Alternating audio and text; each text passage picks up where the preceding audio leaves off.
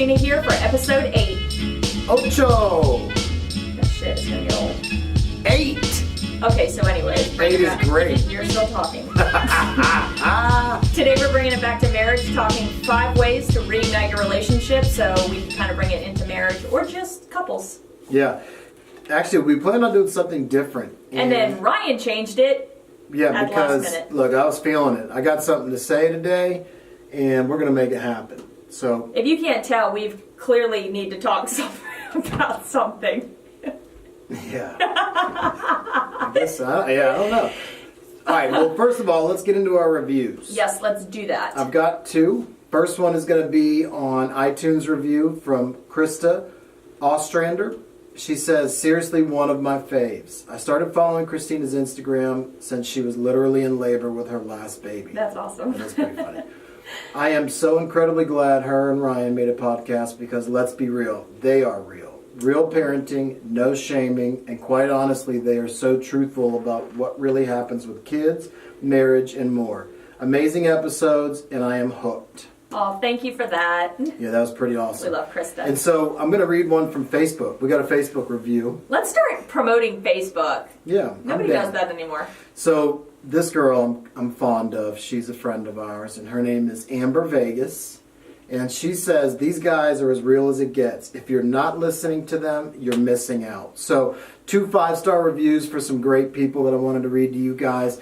And if you guys haven't went to either Facebook or iTunes, go and leave a 5-star review and we'll read yours and your name on air. Yes, and today we are doing something a little bit different. We're going to start doing shout-out pages, so whether it be Facebook, Pinterest, Instagram, just a social media page that we've enjoyed watching, following, talking to, we want to share with you each week. So this one is one of Ryan's favorites. The No Filter Needed Page of the Week. What the hell is up with your voices? Just stop. All right, so this segment, the quick tip has gone away for a little bit. It was kind of getting stale, and this one stemmed from wanting to give love to people who we think have a great page. And if you guys want to be featured on our page, you got to go to the No Filter Instagram page and follow us. And we really respond, we talk, we interact with our tribe. And when we find great pages, we're going to call them out because they deserve some love. We don't care if you got big followings. We just like real, honest, great pages and not that lipstick on a pig type deal. Lipstick on a pig. Jot that down, folks. Yeah, Ryan doesn't like lipstick on pigs. Hashtag lipstick on a pig. So stupid. But actually that kind of segues into the page. Great. Go ahead. Yeah. So her name is Taryn I think it's Dreeling, but she is at Faith, Family, and Beef. Now, Ryan came across this page, right? And he's like, oh my God, Christine, you've got to check this girl out. I love her page. I love what she's about. And I said, oh, okay, well, what's her name? I'll follow along. He's like, Faith, Family, and Beef. I was like, are you kidding me? I love it because I see so much mom, breastfeeding, kid, and there's nothing wrong with it. It's great. But when I see a family in a ranch. A ranch. I'm just saying on a range, but in a ranch herding cows, and they are almost like true cowboys. I love it. I'll tell you what, she has got some from people that live by the beach. To see that kind of lifestyle is gorgeous. Like, I can't imagine waking up every day and seeing what she gets to see. So I will tell you too, also real quick, that one of the benefits of her page is she's got some great recipes that she has there and on her blog. Yep, so she's a mom, a rancher, and she puts in her little caption, see what I cook up. I love it. So for Taryn, this one's for you. Faith, Family, and Beef over at Instagram. Give her some love, say hello, tell her we sent you. Cool, I like that. Did you? I did like that. Good, I think I did too. Our sponsor today is one that I adore. I recently found them actually on Instagram, but it's Isabel Grace Jewelry. If you've been following my stories, you saw that I was sharing her packaging and stuff. She's great quality. You can get all kinds of different intricate pieces, gold, silver, whatever you like, but my favorite part is that you can get it personalized. You can't see it on the YouTube video and clearly can't see it through sound waves, but I just got one with our kids' birthstones and it means a lot to me. So I know for a lot of moms out there, birthstones and kids' names are something that mean a lot. So check out Isabel Grace. We will link it up on the podcast show notes. Yeah, so go check out episode 8 under episodes on the website, and you'll see in the show notes. And there is also a discount code that we're going to give you that is Boyce25. So you actually get a deal on some jewelry. I love it.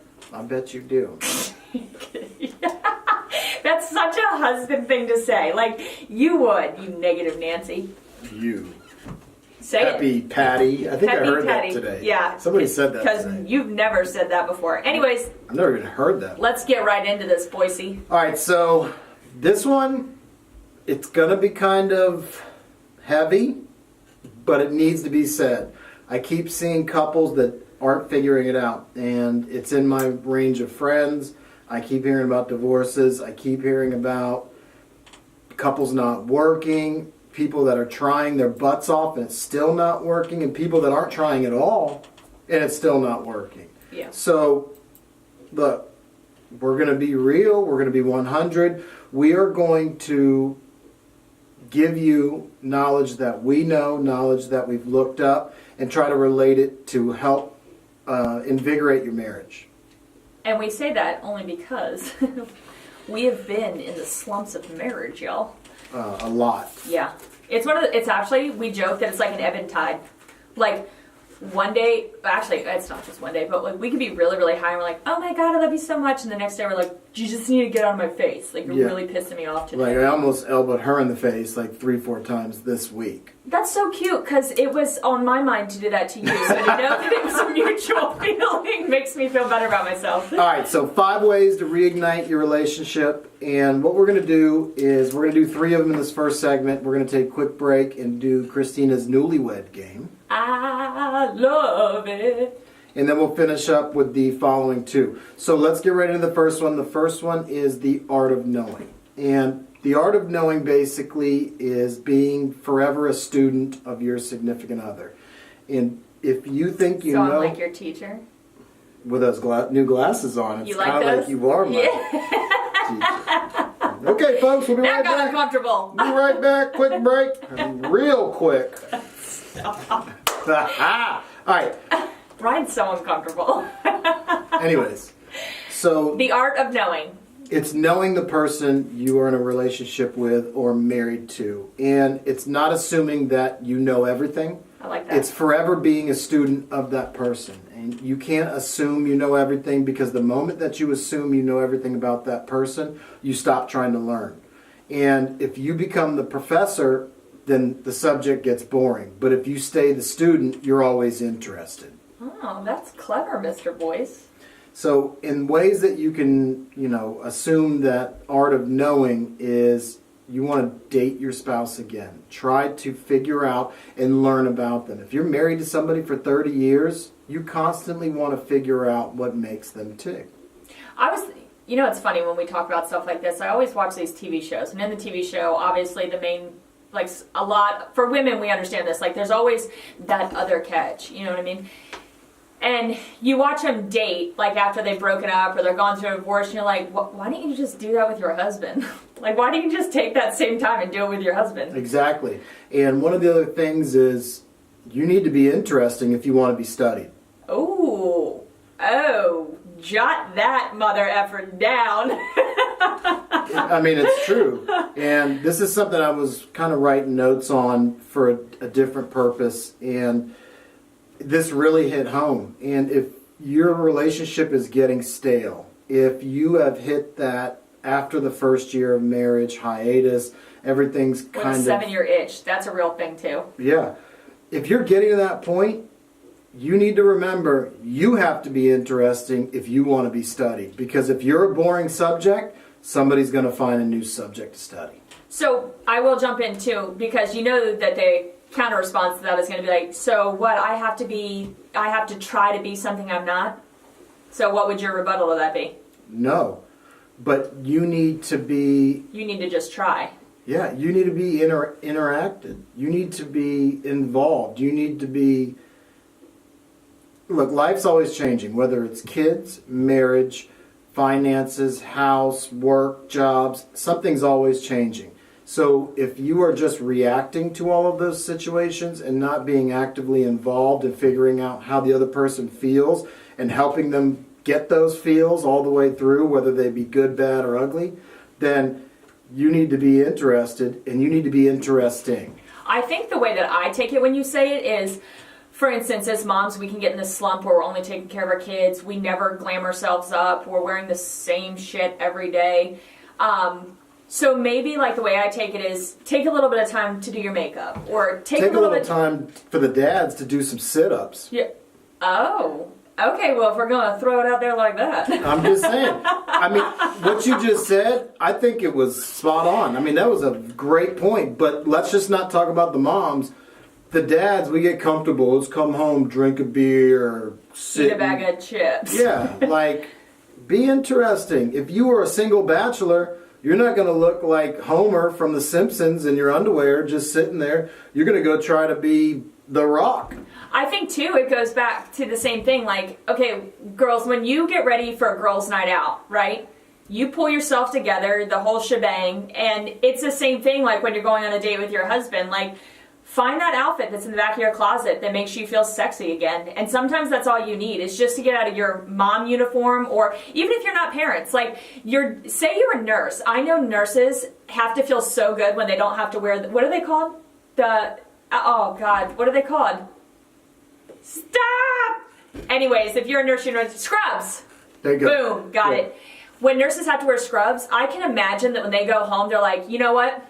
I want to wear the sexiest thing I got in my closet. So you also need to grab your significant other, wife, husband, and make them feel like the sexiest thing in that closet. That's and the good. Sexiest thing in that house, or the sexiest thing in that condo or apartment or room. Because you need to let them know, hey, you're a subject I'm interested in. And if you don't show that, then they become the professor and everything starts getting boring.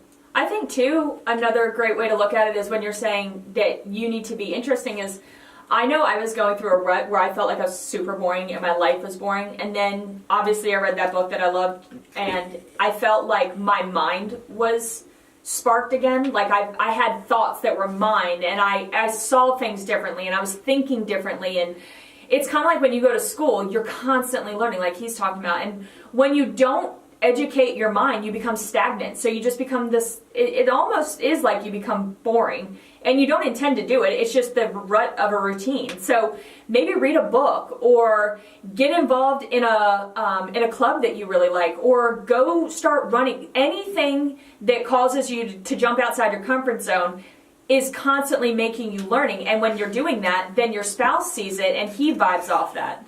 No, that's spot on. Well, thanks. So number 2. You gotta go number 2? No.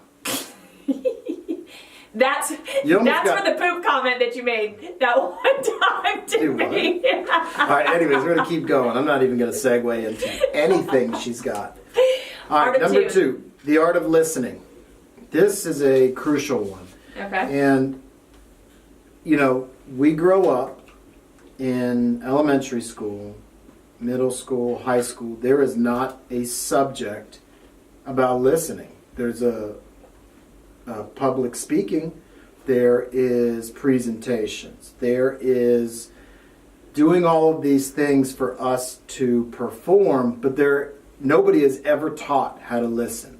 And the tough thing is if you don't listen, then you're assuming you know everything, and you're not learning. That's good. And how are you supposed to learn about your spouse, husband, wife, if you're not listening? Yeah, and everyone is talking, but no one is listening. So I would say for this, which this is us calling each other out, so I have learned that when I get riled up, I have to come to myself and say, okay, well, think before you come at Ryan. Like, how is he going to react to the words that come out of your mouth? So if I'm upset with something, I always have to say, calm down, and then talk to him in a way that he understands. But now me and Ryan have this thing where Ryan says to me, okay, is this a conversation where I'm allowed to respond, or am I just supposed to listen? And I know all the wives out there, or just girls, because you don't have to be a wife to relate to this.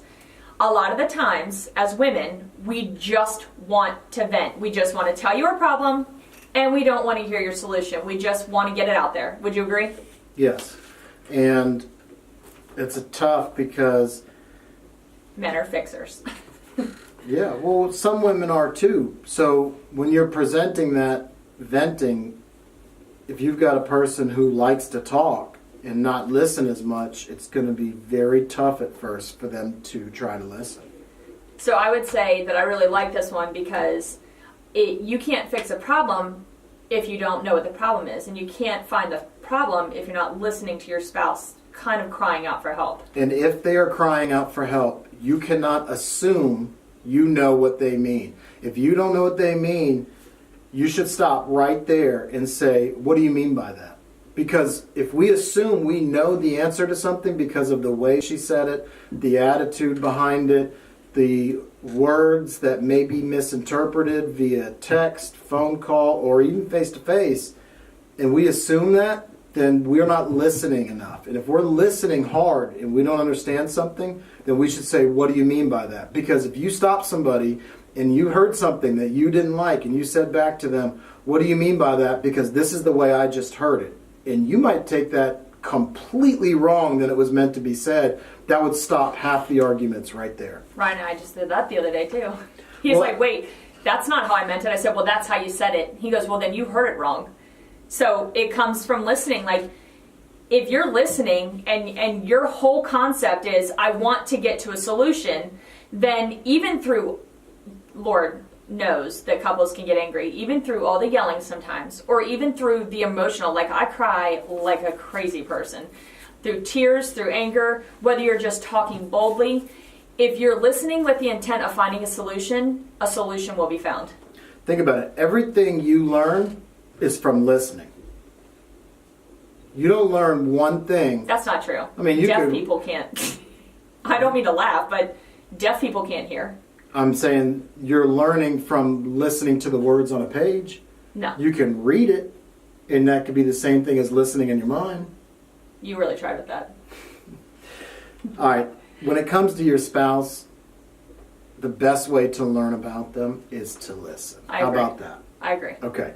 So, and if you think about it, people leave on the smallest things in relationships, stuff that can be fixed. Stuff that when it is all said and done, when they go back to it, they're like, I could have fixed that. Like, I totally could have fixed that. But they weren't listening. They didn't hear it. And when you have problems in your relationship, in your marriage, even as family members or whatever, you go to professionals. You'll go to a lawyer. You'll go to a counselor. And what are you doing? You're paying them to listen. I think that's a really good point, actually. And you're paying them to listen. And then, in return, their advice they're giving you is to listen. So if you took all that money that you go to a lawyer with, you go to marriage counseling with, and you took her out on a date. Or you went to the Bahamas, and you learned how to re-romance each other, you're not in that counseling anymore. That's good. You got to listen. Because listening from the beginning will keep you out of those trouble spots. I can say this too, like kind of piggybacking off of that. Say it does go to counseling. If you're willing to listen there, most men and sometimes women won't even give that an opportunity to sit and listen to somebody else who's outside of the problem, give them honest critique. So I can say too, yes, fight for the chance to have your marriage be between you two. But say you can't work on it, right? Be willing and open to listen to somebody else's point of view that's not skewed or biased. Absolutely. Absolutely. Keep your ears open, keep your mind open, and listen. I like it. What's number 3? The art of waiting. Till marriage? No.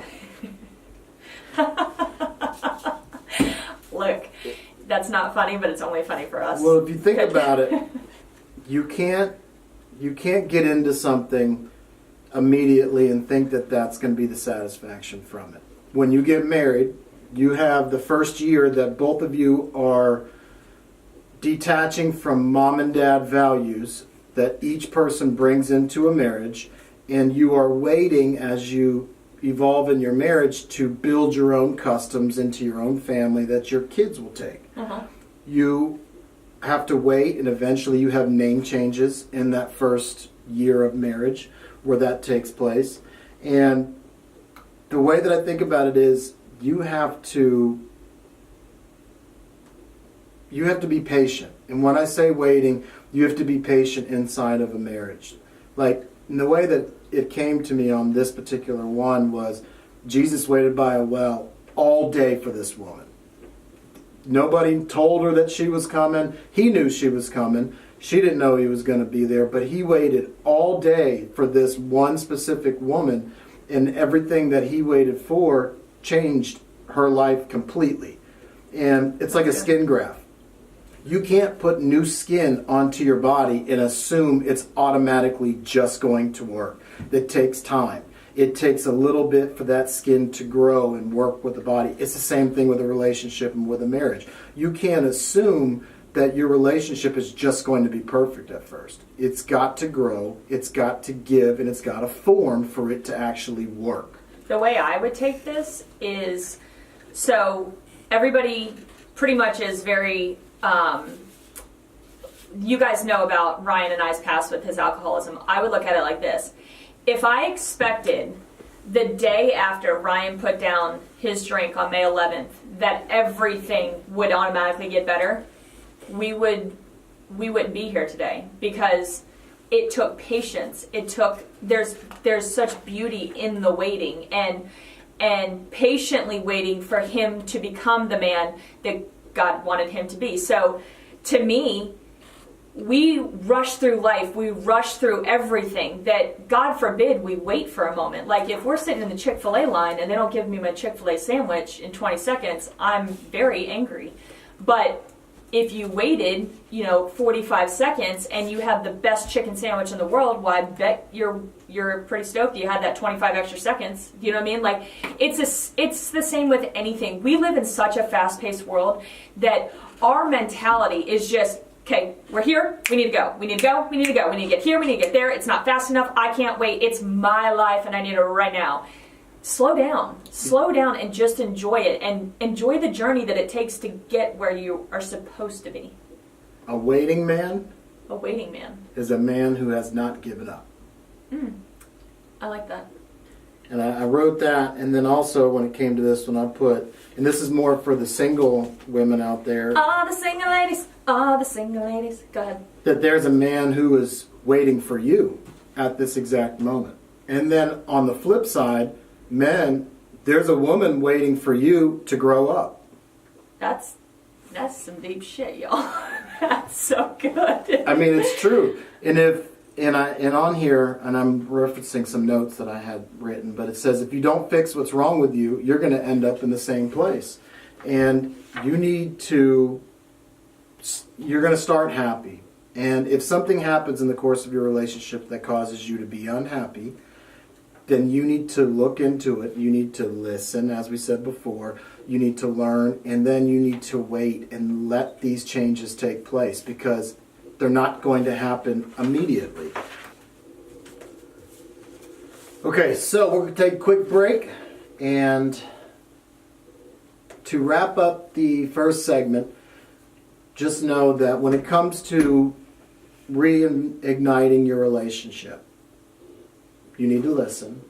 You need to be a constant student of your spouse. Yep. And you also need to be patient. You need to wait. You need to let the relationship take its course, and you need to watch change happen. And if it is bad change that's happening, then you need to reinforce it and help good change to happen, and then let that grow. Now, I agree with what you're saying, though. You don't need to wait forever. There is a point where it does go over waiting, and then it just becomes you're staying in something that you shouldn't. There should always be progress, but there is also joy in the waiting. So, with that said, do you want to do a really weird voice to lead us into the Newlywed Game? Don't steal my thunder. Dun, dun, dun, the Newlywed Game! I truly believe that you, in a past life, wanted to be a rapper and a game show host, and thank God neither of those worked out for you. And a porn star. Okay. Hi, Dad. Okay. We all know the Newlywed Game, where they ask a couple the same question, and you get a point for the couple getting the question right. Like they both had the same answer. Okay? So, I am going to be the one reading the questions because that's what I'm going to do. And then if Ryan and I have ready. Question number 1. How did your family react when you told them we were getting married? They were shocked because they had no idea. Okay. Well, we got that wrong. Because I said excited and probably thrilled because we were 2 weeks away from having our child. Yeah, but they were shocked. Your parents didn't know you went and got the ring with them. Babe, I'm talking about the first time we got married. Randomly during a lunch? It says that you were getting married. Like, that you're engaged. You know, I just have to sigh for all the women out there that understand that they probably couldn't be on a game show because their husband doesn't understand the questions. God. Keep going. This is why we're never going to make it on a TV show. You're right. That's why we got to stick to this low-rate YouTube channel. Anyways, keep going. Question, you're such a dork. Question 2. How long were you dating before you became engaged?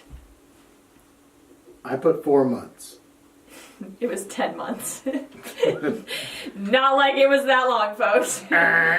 Wrong. How long after you were engaged did you get married? 2 months. 8 months. Wow, you're really rushing things. Okay, question number 3. How many guests did you invite to the wedding? 150. 180. That was close. Were you a part of this relationship?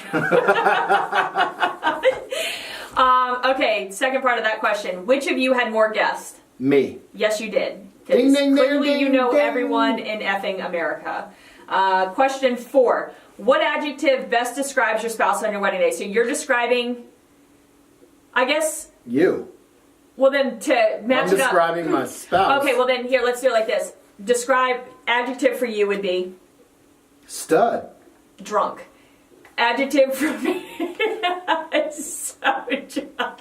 I want you to know, this That is was how our pre- marriage goes. Hold on. This is exactly, in real life, how our marriage is. Her adjective for me on our wedding day was drunk. My adjective for you on our wedding day was beautiful. I love you so much, babe. You're an ass. And you stay married to me. I like to keep it spicy. Good. Okay. Gracious. Oh boy, we are on a roll. Number 5. What did our guests eat at the reception? Chicken. Buffet. All right. Number 6. I can't with you right now. Jesus. What flavor of cake did we have? Both. Vanilla and chocolate. What the F? We did. We had 2 tiers that were different flavors. So you even got the next question wrong. We had 3 tiers of cake. Well, I knew we had 3, but the They were top vanilla? tier was fake. They were vanilla and Chocolate. red velvet. No, this is awful. Crash and burn, huh, Mav? Hey, you know what? It just means that we need to renew our vows in 10 years in God. some tropical place. Okay, number 7. What was the worst thing that happened on our wedding day? Our son got sick and I had to go to the emergency room. That was what I said. Yeah. Okay, and what was the best thing? That it went well. That we got here. No, well, obviously that. I said Jesus goggles. Okay, who caught the bridal bouquet? Nancy. I said my mom. I have no idea. Hey, So you have no idea either. If you caught the bridal bouquet, just send us a message and remind us. Who caught the garter? Chad. Okay, I couldn't remember if it was Chad or Gary. So you had no clue. Were you aware of anything by that point in the wedding? Yes. No, you weren't. Everything. No, you weren't. And lastly, who decided on the wedding song that we walked down the aisle to? We both did. We changed it at the very last minute. Okay, that's half true. We did both decide on it, and it was the one that I walked down the aisle to, which was the ceremonial wedding prelude. So it was a traditional wedding That's song. a corny question. Who doesn't walk to that? Everybody that's a millennial chooses some like Bruno Mars or like Jason Mraz, and we've got like You should instrumental. have said, what song did you come out to in your reception? Oh no, it says walking down the aisle. Like first dance. Because everybody... Do you remember our first dance? Yeah. What was it? It was the... Go ahead. That's the one we changed it to. So what was it? Who's that? Not emo band. Plain White Tees. There you go. 1, 2, 3, 4. Boom. Do you remember our last song? Yeah, move, bitch, get out the way. Okay, you know what? We're done. We're done playing. Boom, boom, boom, move, get out the way. No, it was Frank Sinatra. I know. Was it Save? No, Michael Bublé, Save the Last Dance. Yes, I know. I just wanted to say that. I don't think either one of us was actually present at our wedding. So, no, folks, maybe I was. That was a train wreck. Thank you for playing the Newlywed Game. I think we got negative points. No, you got negative points. You weren't hitting the nail on the head either. But I had all the sweetie. right answers. So there's got to be like half points. Remember, listening. Don't worry, we're going to segment right into the art of forgiving. All right, so moving along to step number 4 of reigniting your relationship. And step 4 is the art of forgiving. Which I do a lot of. Go ahead. The art of forgiving is... Come to us. Well, it's basically forgiving in a nutshell, as corny as that is to say. I was like, seriously, that's what you got for me? No, and basically what, when it comes to forgiving, you have to move your ego. You have to move your immediate rage. Set aside that, get past it, take your break, time out, whatever it is, and you have to allow yourself to forgive. And the way that I think about this is when you go to the doctor, or let's do acupuncture. You go to acupuncture and they take those needles and they stick them into your back. And when the first one goes in, you tense up. And you're going to tense up and you're going to stay tense all the way through it, knowing that those needles are going to be going into your back. And then once it's done and it's over, you relax. But in a marriage, if something happens, and it could be alcoholism, it could be depression, it could be cheating, it could be texting, it could be not washing the dishes. If something happens and the fight happens and it finishes and you stay tense, you're automatically going to be tense for every other situation after that. You have got to relax. You've got to let your relationship, in this situation of the doctor, your body go back to being not tense and loose and free, and it allows you to be able to forgive. Because if you stay tense, you have that shield up, you're blocking everything, and you no longer are going to be forgiving, and you're going to start having more arguments. That's good. I would say the counter response to that would be, okay, say we're talking about cheating. Like, how do you just relax after you've been cheated on? Well, it's going to take a lot of listening, a lot of doing, a lot of counseling, honestly, a lot of God. Like, you've got to give it to God, and you've got to truly, the person has got to truly make a change. Rock bottom has got to hit.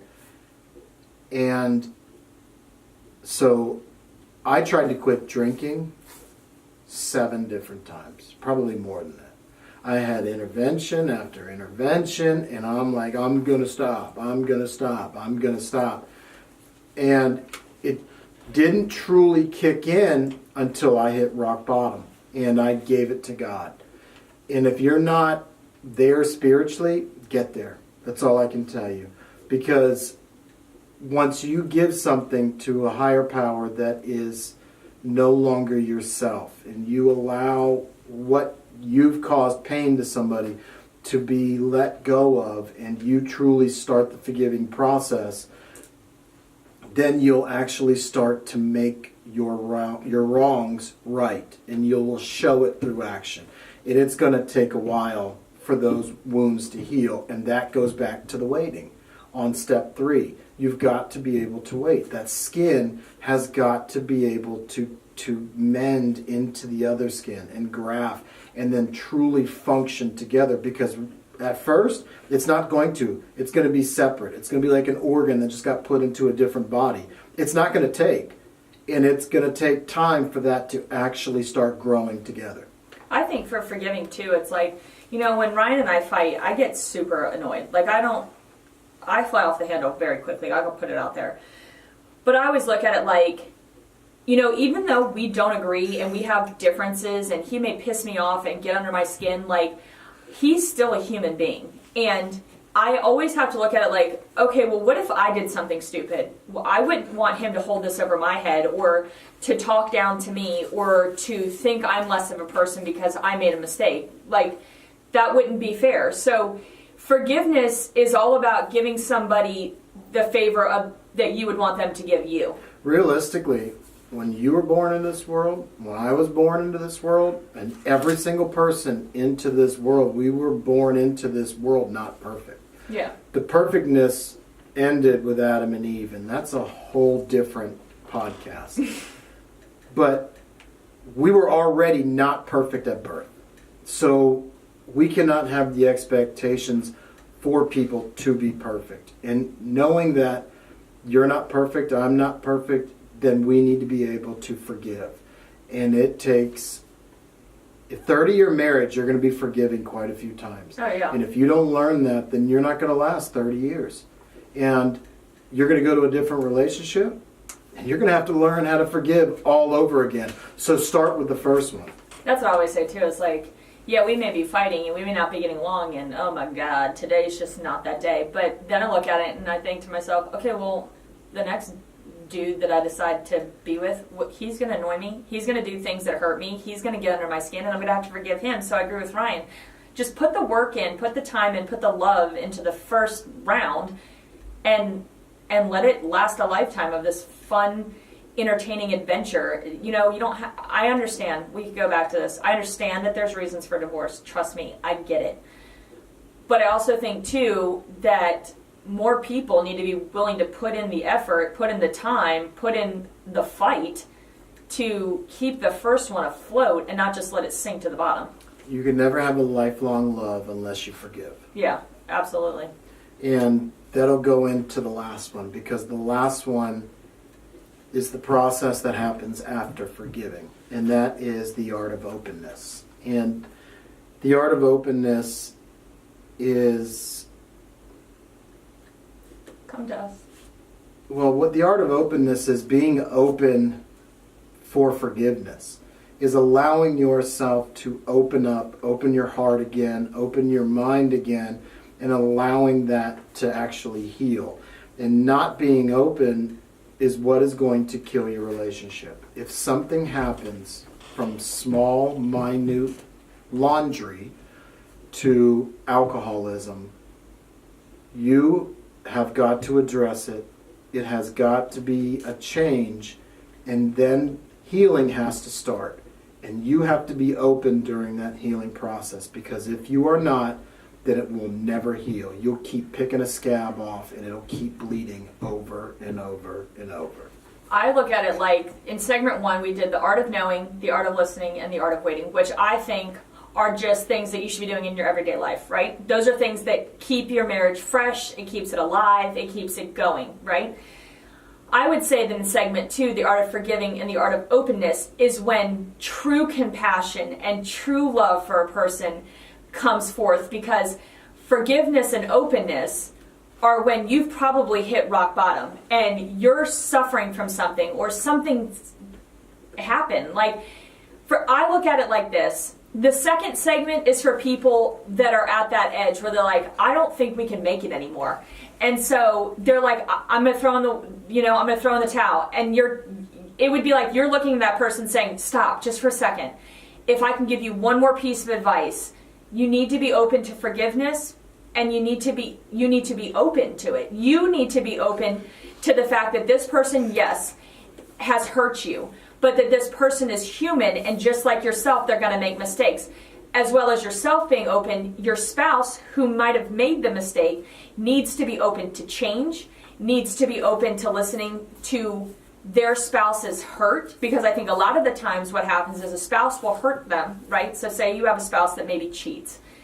That spouse has got to be open to listening to the pain of their loved one. If you shut down and don't open to that, there is absolutely no way that your spouse can forgive you or that you can move on, because you're not even allowing that brokenness to come forth and then to listen and to know what you need to do next. That your first relationship didn't work and you got a divorce. Let's say you're a single mother or father right now and you don't want to stay single. You are looking for somebody to be with for the rest of your life. You've got to allow yourself to open up to love again. That's good. You've got to allow your heart to be able to fully open and give to somebody and not shield it. It's like when you go into church, right? You got worship. The beginning of going into church, you've got 3-4 songs of worship. What that is that's the moment that allows you to open up your heart to God. Because the message comes after the worship. And the message comes after your heart is open and has fully opened itself up. That's when God can reach you. And it's the same thing with a relationship. You've got to fully open your heart for a love to reach you, or somebody's love to reach you. Because if it's not, and you keep it closed, then you're never going to get the message. You're never going to get that love. And if you're not open, you don't get any of it. So allow yourself to be open, because if not, you're just a shell of yourself. So I would say, in wrapping this up, to tie all of them together, if you want to maintain your relationship and you want it to be healthy and happy, like Ryan said, always remain the student. Constantly want to learn about your spouse, new things. Even if you feel like you have been together for 10, 20 years and you know everything about them, maybe take your spouse out of their comfort zone and try something new with them. Like, you have no idea what it could reignite inside of them personally. I would say to have both of you, maybe at the end of the night, like we said this a few weeks ago, like, put your phone down and just start talking. Talk about your day. Listen to your spouse. Like, oh, okay, she had a really bad day with the kids. If I'm listening, here's how I can fix that for them. Do you know what I mean? There's the joy in waiting. Like, you may be at a stage in your life where you're waiting for a house, right? You're waiting for your finances to get better. You're waiting for your husband to get a raise. There's beauty in that part of your life and in your marriage, because in that waiting, you're learning about one another and you're learning about struggles that you can get through to get to a better spot. And I wouldn't say that the last two have to do with complete detrimental falling out of your relationship. Forgiving could be just day to day. Forgive your spouse. If I yell at Ryan, I need to learn to say, babe, look, I had a really long day. I'm so sorry I came at you. That was such a shitty thing to do. Please forgive me. And then at the very end of it all, you have to be open to change for yourself, because it is okay to change. There is beauty in that. And your spouse has to be open to changing. You both love each other for who you are, but there's something greater when you both are evolving and you're evolving together. And you've got to forgive yourself. Because if you don't forgive yourself, you're not going to allow somebody else to forgive you. Yeah, that's good. Because you're not going to be your true self if you don't forgive yourself. You're not perfect. And you got to remember that. So take these 5 steps, reinvigorate your marriage, your relationship. Could be with a sibling, could be with a spouse, significant other, could be your husband, your wife. Use these steps, because you can apply these in every aspect of your life. And let us know how it worked. Let us know if you took some of these steps, put them into action, put it on our Facebook feed, put it into our Instagram, put it out there. You can message us privately if you want, if it's very personal. But if you're okay with it, put it out there. Let's hear the stories, because you don't know, your story that you put on our feed might inspire somebody else. It might inspire somebody else to share their story. Exactly, so they don't have to hide. All right, guys. With that said, episode 8 is a wrap. Thank you for listening, and we will see you next week.